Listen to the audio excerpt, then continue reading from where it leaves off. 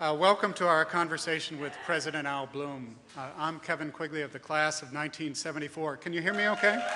Thank you. Thank you. Great. And over the last few years, when I've had a chance to introduce Al, I've generally asked him what he would like me to say. And his response is, "Here's Al." And that's because Al is so passionate and so interested in getting engaged in conversations with people who care about Swarthmore, whether or not they're alum, whether or not they're students, faculty, or parents. He wants to skip right over the introductions and get to the heart of the matter. The question is on when our alumna was a student here. There was a great diversity of intellectual perspectives, which gave tremendous vitality to the, I'm putting words in your mouth, but I know this is what you're saying, to the intellectual experience, but there wasn't great diversity in cultural background of students. And what am I doing, particularly with regard to financial aid and any other measures to make sure there is great diversity in terms of background and culture and experience? First of all, financial aid is absolutely essential. 50%, or in the incoming class, over 50% of our students are on financial aid. And not only are they on financial aid, but we made a change in our financial aid policy last year, as you may know, so that there are no loans required in the packages. And the result of that is that the average student at Swarthmore gets about, with the loan component and so on, over $30,000 towards the $45,000 or getting to close $50,000 tuition and room and board, and many students have completely full rides depending on their economic need. So the class is 50% or more on financial aid, which means that's a clear statement about the economic diversity of the student body. Secondly, given the commitment to diversity of all types, including racial, religious, geographical, cultural, we have made a total commitment in terms of recruiting to go to areas where we're going to find great students from that range of backgrounds. So 39% of the students coming into this coming class are students of color, and about over 35% of the student body are students of color right now. And if you add that to 7 to 8% of international students, some of whom are students of color, you have about 46% of non-American whites in the student body, which means we are not there, but approaching a microcosm of the world rather than the Swarthmore that has been. And to me, it has created an amazingly better Swarthmore. And if you were to come to graduation and just hear the names and see the kids and know the background of the kids that are marching across that stage, it would just move you beyond anything that could move you, because the world is moving. America is moving across that stage. The world is moving across that stage. And they're each thriving. And the staff support that we've given makes each of them feel that not only are they welcome, not only that it's their community, they own it, but they have been given the kind of support, whether they're great mathematicians or great film editors or great poets, they have been given the support necessary so that they are thriving, everyone is thriving at an equal level. And I think that's what our responsibility is to that world. Thank you. We're talking about the film program, and it was really, and its importance. And clearly when we developed the Film and Media Studies program, which was as part of the last campaign, and it's come into its own, and the students are flocking to it, and we now have one tenured and one tenure-track faculty members in it, and many, many other faculties contributing. It was always about the idea that for how long, for centuries, literature was the basic way in which culture was written and transmitted in terms of the kind of academic disciplines or in terms of media disciplines. And things have changed, and film has such an amazing effect on the development of values and cultures that we wanted our kids to be as analytic in this area and as capable in this area in terms of using it, as well as understanding it and being critical with regard to it, so that they could be citizens that see what's happening and shape the world. And the senior class speaker at graduation, his name was Sunny Sidhu, and I had the privilege of writing his introduction and introducing him. And you know what? He did a film of a kid Swati, as he called it, torn between a computer chess program that he just played all the time and thinking about the rest of the world. And here was this depiction of this kid absolutely torn, as it were, between his BlackBerry or between the computer chess or between sitting at that computer and thinking about the rest of the world, in which the computer itself was manipulating his sentiments, even though he was ostensibly in control of the computer. And this was done by live action and done by animation that he created.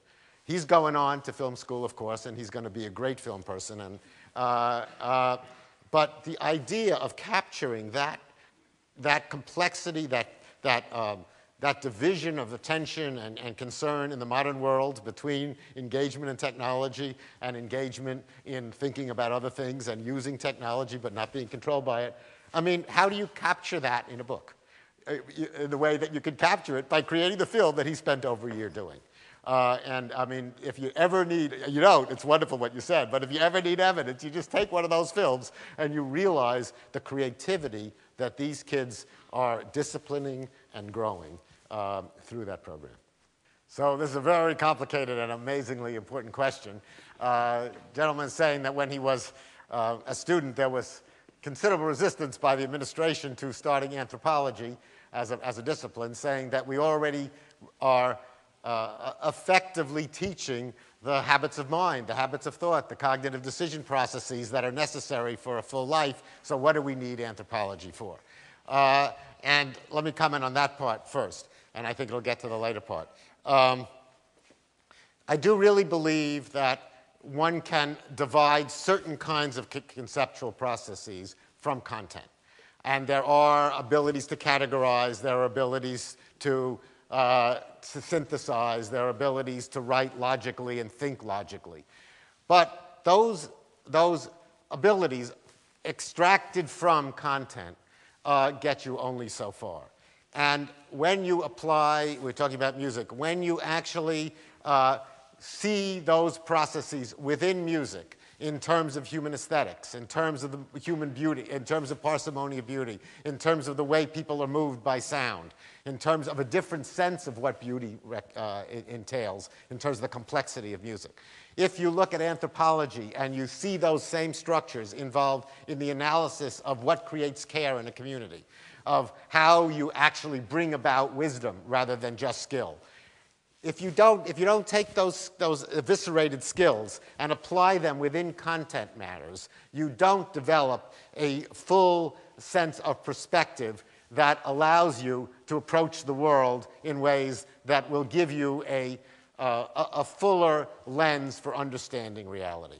And in fact, if you don't do that from various disciplines and only stay in that abstract sense of parsimonious rules and logic, you will not get the kind of wisdom that allows kids to move from one major to another major to another major, or allows all of you to move from one career to a new career to a new career, or allows all of you in your career to move from one situation to another situation to another situation.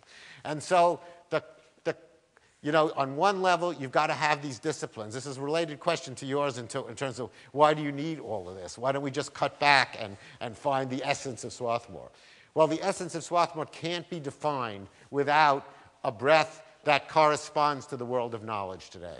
Because as those skills manifest themselves in each of those areas of knowledge, whether it's film or whether it's math or whether it's anthropology, they take on a whole different opportunity for developing the way the mind functions. And you need that if you want to go on to graduate school in that area, but you really need it even more if you want to develop the full perspective that that discipline gives.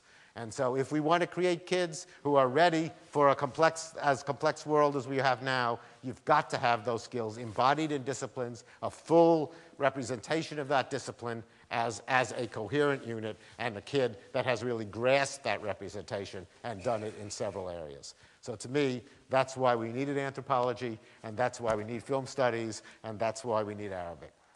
Yeah.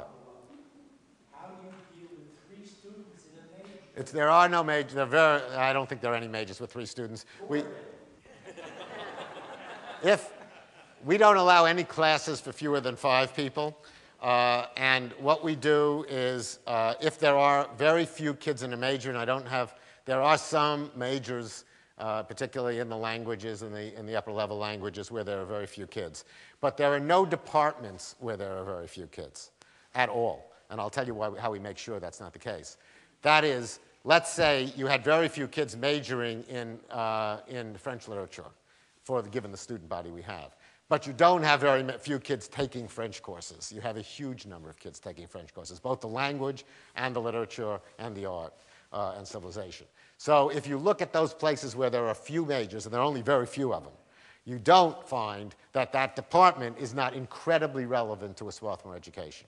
And the way we make sure of that is that we have a very vigilant process of selection. When a faculty member retires or leaves for any reason, we analyze whether that position should be filled in that department.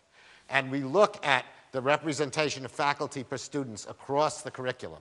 And we make sure that we are not creating any islands in the curriculum where we have so many faculty and so few students that it would be inappropriate to keep that faculty ratio. And so if you look across the credits that, the number of faculty per student versus student credits in each department, you see that we are really vigilant in making sure that there is good distribution. If we grow some, and as you increase students and you increase faculty to become commensurate with the students, you put those faculty in places where the student ratios are very many students and very few faculty, rather than in the places where there are few students and many faculty. And so you continue to evolve this, and if you look at the proportion, I think you'd be very satisfied. The question is, what is the prognosis for a liberal arts education in the future, given the cost of it? Obviously, this is like the question in many regards. I do think what's amazing about the international world, let me start there, and where I'm going is an example of this. Abu Dhabi government said to me, I want the finest liberal arts college in the world. I also want a large research institution. I want major graduate programs. I want business program, law program, medicine program, and engineering program. I'm trying to do all those, but the most important is a fine liberal arts college, because that's where, and this is what the Crown Prince of Abu Dhabi said to me, he's the king, basically, when I was, quote unquote, blessed to become the head of this. He said, I want wisdom. I want to produce wisdom, and that happens at an undergraduate college. And if you look across the world, in Berlin, in Bratislava, in Tashkent, in Nepal, in Bhutan, in 1 week, 3 people came to visit me. One who was running a liberal arts college in Karachi, actually Marsha Grant, an alum of Swarthmore. One who was starting a liberal arts college in Bhutan, and one who was starting a liberal arts college in Bangladesh. And if you go to Brazil and you go to China, there's liberal arts colleges springing up everywhere. I think they need some leadership. Hope we can give it to them. But the world is recognizing what those large universities don't do, what the large British universities, what the German universities, what the Swiss universities, what the Japanese universities don't do. So the first thing is that in a world perspective, there's no question about where the trajectory is. In this country, it's ironic because they started here, and people don't recognize, to the extent that I would wish they did, but they're doing more and more, and the more that we get our word out there, the more they will, what kind of education these places provide for an informed and wise citizenry, and for an informed and wise workforce. So there isn't the level of support there needs to be to support that range of liberal arts colleges. That said, I want to go one further. That said, if you look at the trajectory of admissions to Swarthmore or Amherst or Williams or so on, there is no question that people are coming to realize more and more. I mean, our pools are magnificent. We were up like almost, Jim will tell us, 60% in 5 years in terms of, what is the number, Jim? We were at 6,100 last year, 5,500 this year. So in 5 years, how many? About 45, 50% increase. 50% increase in 5 years. And so the increase in interest in liberal arts, when it comes to us, I don't think is a problem. However, there are many liberal arts colleges who don't have the money to do the recruiting, as it were. I mean, it's really, and don't have the money to keep their programs at the level at which they are competitive with the Harvard, the Yale, or Chicago, or Northwestern. And so that's where the problem lies. And that's where our challenge lies. We can't cut back if we want to compete with the best universities in the country. If you start cutting back on the curriculum, if you start pulling out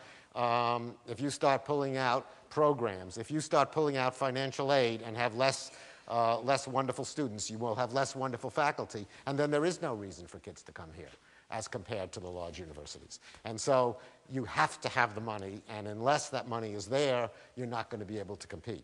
And so I do worry, I not worry for us, because this is such a special place, and I know our alumni will help, and I know others will help, and we'll keep it.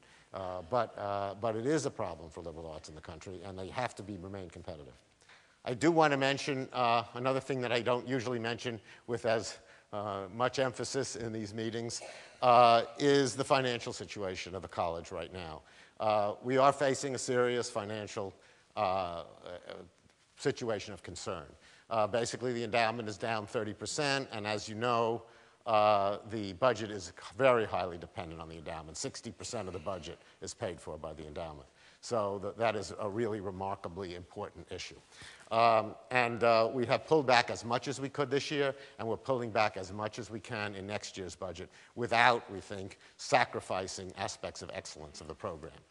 However, we know that that's not sustainable given the current endowment. And so we're in the middle of a planning process, a contingency planning process, to take out $15 million from what is a $100 million budget. And if we have to do that, I hope the endowment will rebound. It's doing somewhat better. But if we have to do that $15 million cut, this is really going to be significant. It's going to diminish in many areas the level of excellence that we presently have. I hope that's not necessary, and I hope we will be able to live through it to see an improvement in the market, which won't make that necessary. However, in the meantime, and for the long term, I've got to ask you, all of us are responsible for this institution. Many of you give it really wonderful levels, and we appreciate it tremendously. And what you got to understand is that is absolutely central to this college's excellence. There is no way without gifts and without that endowment that we could be the college that we are. And so to whatever extent you can help us this year with the annual fund, we're behind. We need to make that annual fund, and we need to make it with increased gifts, not the regular gifts that you have been giving. And we need you to think about capital gifts over the longer term. This is a harder time. I know it's harder for many of you, and so it's the hardest time to ask for this. But you've got to know how important it is for us to get through and not cut programs, not cut areas of the college that you and I absolutely want to maintain. So please do think about that and do what you can. I thought I would end these few comments with some quotes from what we just received as a report from the Middle States Association. As you know, all American higher education is accredited, if you pass accreditation, by these multi-states association, the New England States, the Middle States, the Southern States Association. And a team comes every 10 years to evaluate the college and then writes a report on the college. Our team was really a phenomenal team. It was headed by the past president of Wellesley, who I wanted to come because she was one of the wisest and most critical thinkers I know, had 2 provosts on it, many faculty, and so on.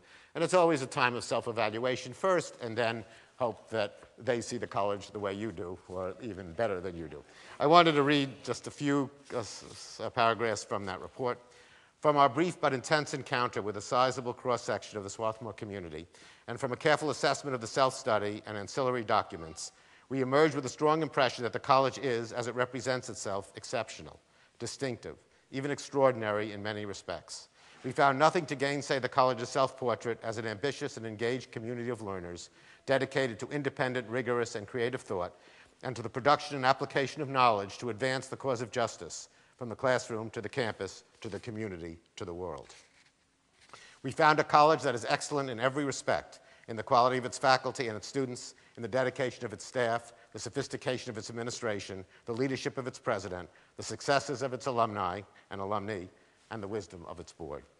Evidence of these strengths were everywhere manifest, less concrete, but equally practical, as a resource that characterizes Swarthmore, helps explain the college's success and bodes well for its future, with the unusually deep reservoirs of mutual trust we found at every turn.